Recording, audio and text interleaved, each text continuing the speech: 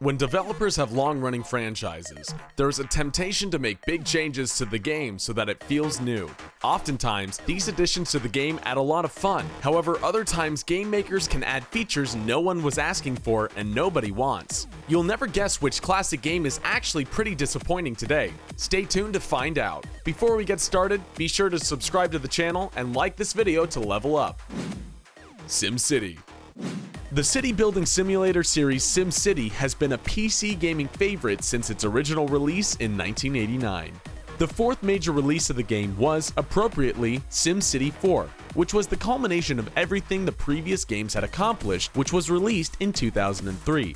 Opinions were pretty positive, though many reviewers claimed the game seemed rushed and more of an afterthought. So when the release of the next SimCity game was announced 10 years later, gamers were excited to see how they would reinvent the series and make it bigger than ever. However, many people had reservations to pick up the game when its new features were announced. SimCity could not be played offline, with no way around this. The main reason was because the developers at Maxis believed players would enjoy building their cities with friends online. Of course, when the game launched, it was almost impossible to connect, and even when you could, the multiplayer seemed pointless. In order to make playing with your friends easier on your computer, they made a maximum potential size of the city much smaller than previous games. It seems that instead of trying to make the next great city builder, EA and Maxis were more interested in trying to make a game filled with features nobody asked for. Crash Bandicoot Wrath of Cortex. With the recent release of Crash Bandicoot N. Sane Trilogy on the PlayStation 4, many of us have been revisiting our favorite orange mammal. Playing the original 3 games that were originally released in the late 90s also reminded us how bad the Crash games had gotten ever since Naughty Dog stopped developing them. With Sony and the original developers out of the picture, Traveler's Tales, who would go on to make the LEGO games, released the first Crash game that would be on PlayStation 2. Despite the updated visuals and sounds, the game still could not outpace the originals, and it seemed like it may be because they tried to do too much.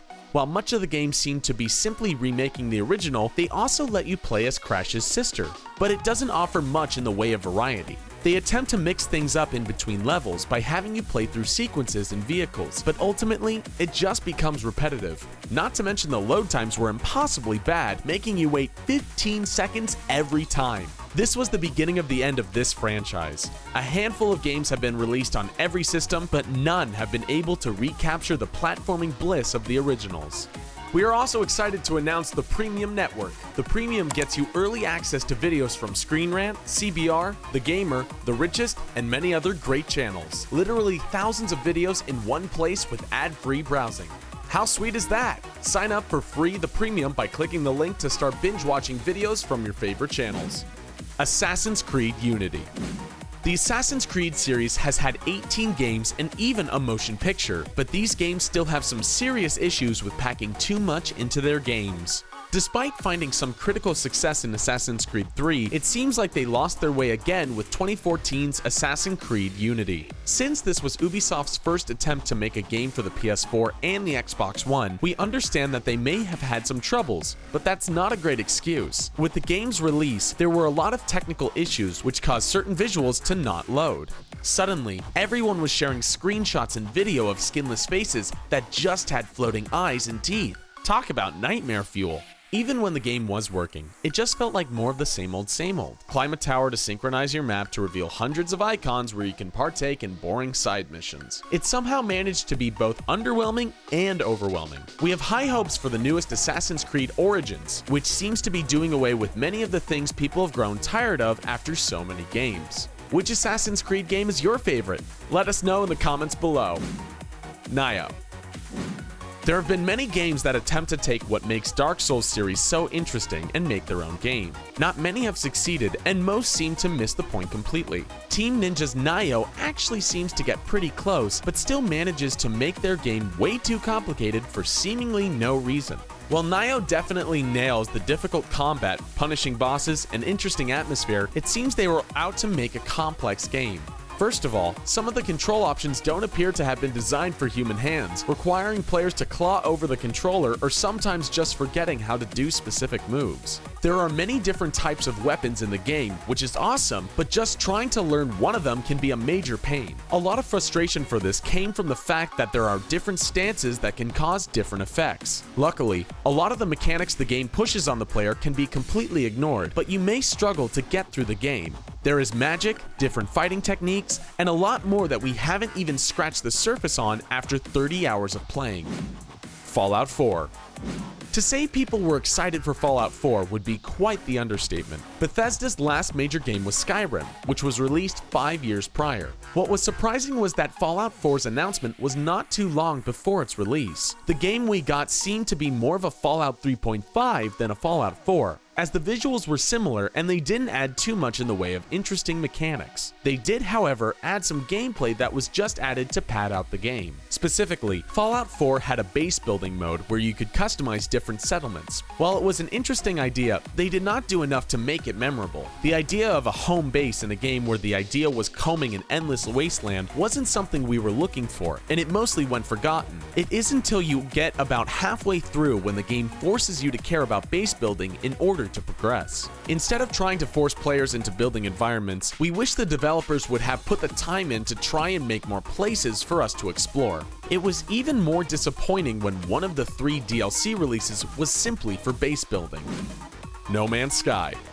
It was being advertised as the last video game you'll ever need, with literally countless randomized planets to explore. However, when gamers got their hands on No Man's Sky last year, they were quickly left with confusion and frustration.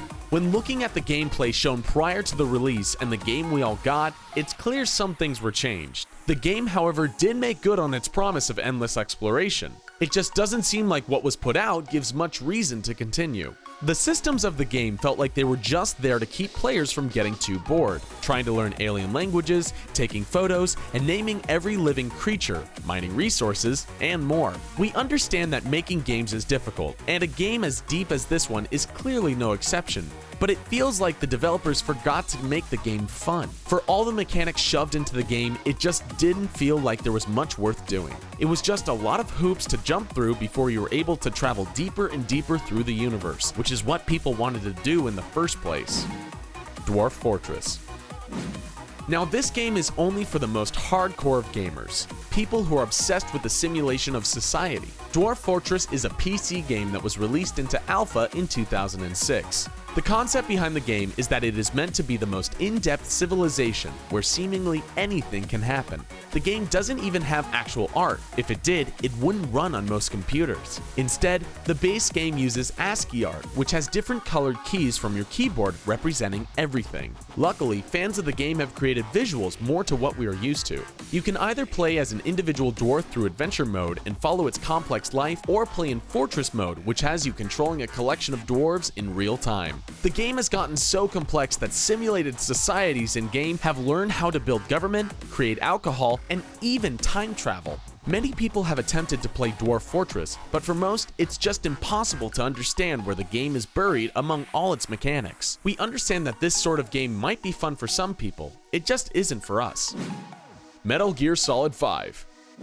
The final installment of the Metal Gear Solid franchise, The Phantom Pain, turned out to be a different game compared to its predecessors. In some ways, this was a great thing, as it was a breath of fresh air, but to some fans, the 5th game forgot to include what made the original so unique, and instead added a lot of unwanted mechanics to fill the game out. Metal Gear Solid 5 was the first in the franchise to give players a more open world to play in. The way you scout out enemy camps for infiltration points and attach them in numerous ways made for a satisfying experience. A lot of fans felt the game had a weak story, and that more focus should have been put on that over the open-ended gameplay. Our biggest grievance was its overblown army building mechanic. It was cool to get to steal enemy soldiers and put them on your team, but then you had to babysit them and try to ensure you had the best possible squad. This was also the factor in your getting better equipment, so it wasn't really something you could ignore. Even worse, online players could invade your base and steal your soldiers. If this wasn't bad enough, the game's publisher Konami gave you the option to buy insurance with real money to help you save your soldiers. Final Fantasy 15. Final Fantasy 15 is a game 11 years in the making, and the time spent on the game shows, as it's different than any other Final Fantasy game. Much like Metal Gear Solid 5, the developers of this game decided to take a more open-world approach. This was a polarizing decision for most gamers. Clearly, Square Enix was trying to make a Final Fantasy for old and new fans alike. The game had players driving through the world of Eos, trying to connect the player character Noctis with his bride-to-be. He is accompanied by his 3 bodyguards, who each possess unique skills. The game boasts a lot of different things to do that don't seem to add up much to the game, besides a little personality and a minor distraction from the main game. From cooking to philosophy and even fishing, the game is often throwing things at you to do, when all you really want is to find the next story beat. Previous Final Fantasy games definitely felt more closed off and claustrophobic, but 15 really seemed to be a bit of an overcorrection. Did you play Final Fantasy 15? What did you think of it? If you loved it or hated it, let us know in the comments below. Donkey Kong 64. When we think back to our time playing games as kids, it's hard to forget the games made by Rare on the N64. After putting out hits like GoldenEye 007 and Banjo-Kazooie, it was pretty exciting to hear they were adapting Donkey Kong into 3D. They packed so much into this cartridge, Nintendo had to include an expansion pack to ensure the game would run properly. Sadly, it seems like a lot of what was included was too much, making this game almost impossible to finish 100%. An insane amount of collectibles, many of which were difficult to find, were included. You got to play as 5 different characters, but each one of them had their own collectibles that only they could get. You would constantly be switching characters just to grab a few bananas. This was very stressful for those who wanted to completely beat the game.